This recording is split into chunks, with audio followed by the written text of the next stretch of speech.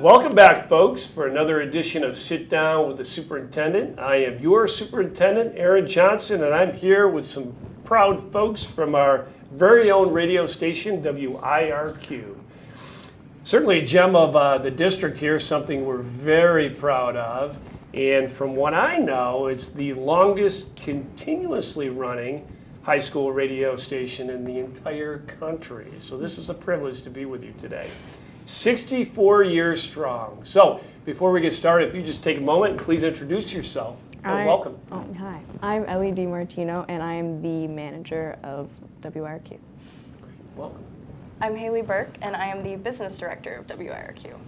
I'm Richard Jones, and I'm the faculty advisor for WIRQ. Oh, very cool. We got some heavy hitters with us today, don't we? The backbone of the station. Yeah. So I'm excited to really know what's what here with WIRQ today. So let's start out. Let's start out with Mr. Jones. Can you give me a little snapshot on the history of the radio station? Sure. In 1958, Eric Young was a professor, a teacher here at the high school. He thought up that he would like to do start a station. Radio was still kind of new, and we're talking 1958. And he decided to sell some stock certificates to fund the equipment that they need to get on the air. It took a while, though. Back then, the things weren't produced as quickly as they are now. So it took 2 years after they started selling stocks to get the money and everything they needed for the radio station. But it did go on the air in January of 1960. So it was they were super excited, and they had a great staff and a great amount of kids in the school that were very into it. They were doing morning announcements for the school through the radio station. They were broadcasting basketball games and all sporting events here. They were trying to use it as much as they could, and it's been on ever since. It sounds like a real grassroots effort, huh? And I remember when I came on board. What year was that? You guys were having a celebration, had a bunch, invited a lot of alumni back. What year was that? That was in 2020, which we were celebrating 60 years. And I went and invited all former students to come to a celebration where we had cake and ice cream and pizza, and we got all the memorabilia from the station and put it out, and we also sold T-shirts. I'll say that, we made a little money for for the station, because we are funded by charitable contributions, and that was so much fun. It really was. It was a great success, and I remember you and I were fairly new here at the time too, but but it was a way to kick off the year, that's for sure. Well, it was fun to see everybody back, and as the students would say, it was really rad.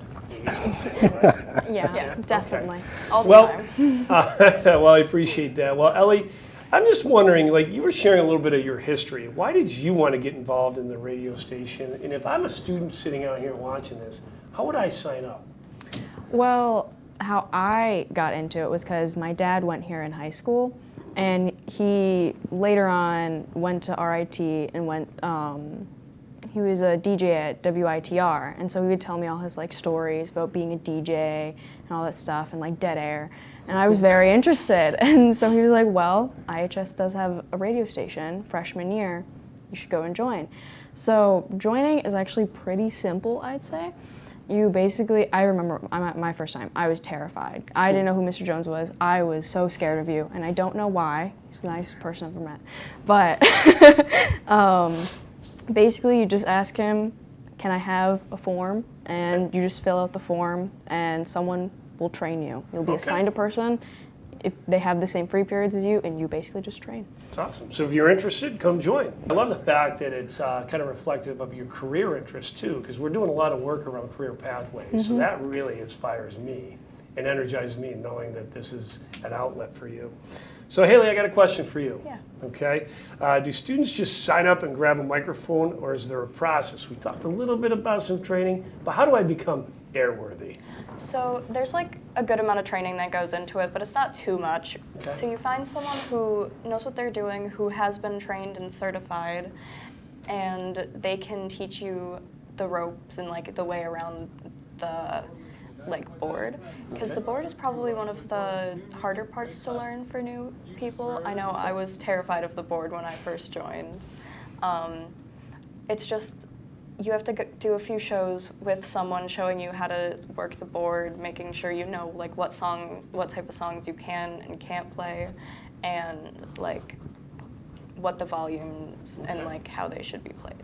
So I missed something very important though. How do I get my name? Like I want to be on the radio, but I want a really good, cool name. Like how do I get my radio DJ name? That's mainly up to you. Okay. As long as it is air appropriate. Okay, that's important. And it's critical. Like school appropriate, air appropriate, and as long as it's like not harmful in any way, like it's nice. So let me run one by you. If I want to be Dr. DJ, I could do that? Yes. Okay, I like that. So back to Mr. Jones. So you used to work for the notorious WHAM 1180. How has that impacted your ability to lead our students here locally? Working for that organization for as long as I did, I understand how the mechanics of radio work, and so that tends to, when I first started here, this station had some technical problems, we'll say, and I have a lot of friends also that I can also lean on to ask for their advice. And we've got the station back up and going pretty quick right off the bat when I started, just because sometimes we have some technical issues. It happens, because we're all like one big family working in media here in town here, that they were more than happy to, it's really interesting. It's a really a great mentality by everybody in the business is that they want everybody who's got a license to be on the air and going. So I do understand how the flow of on-air works, and I do kind of talk to the kids about how things go on the air, and how to make it sound as good as possible for the person on the receiving end. Great. Well, you bring up a great point. A lot of what we do is networking, right? And as we go through life, and you guys are in high school and college, you make these connections that later on you can turn key and leverage, right, for the benefit of your career and the others that you serve. So back to Ellie. Ellie, my question for you is, when you're coming up with like a list, is it called a set list? Set list, Is it called a set list?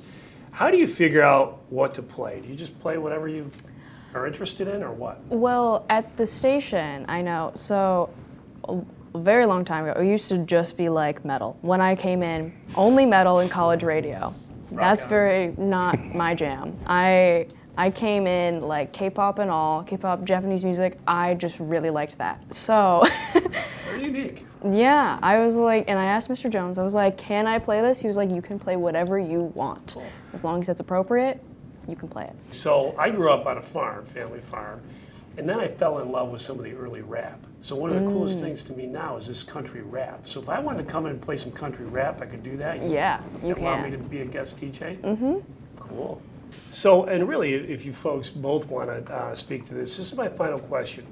So I'm just wondering, as students at IHS, how do you feel like the station has helped you? How has it helped to enrich your student life, your experience here?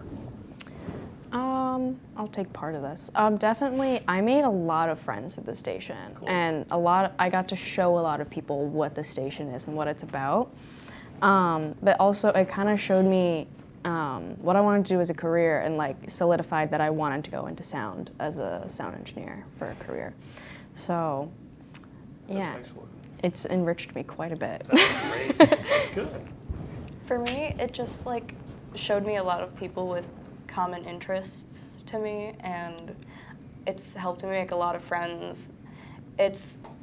Being on air itself has also helped me feel more confident about talking to new people and like just being pretty much just like my full self out like in school and outside of school, that I don't think I would have gotten just by like normal classes or other clubs. WRQ's really helped me like become more out there.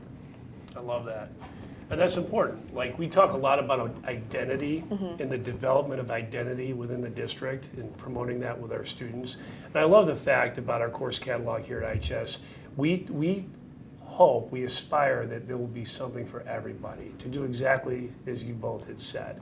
Like, just explore, right? Make connections. Life is about relationships. And figure out where you want to go in your college or career. So as your superintendent, it does my heart good. You folks are really inspiring me. that we're doing the right thing. And it's a tribute to the amazing staff that we have here, like Mr. Jones. I'm not going to sing it in the district. So again, this is Sit Down with your superintendent. I just want to say thank you again to our guests. Keep rocking on, right, till the break of dawn, whatever. I don't know what the saying is, but I appreciate your time. Until next time.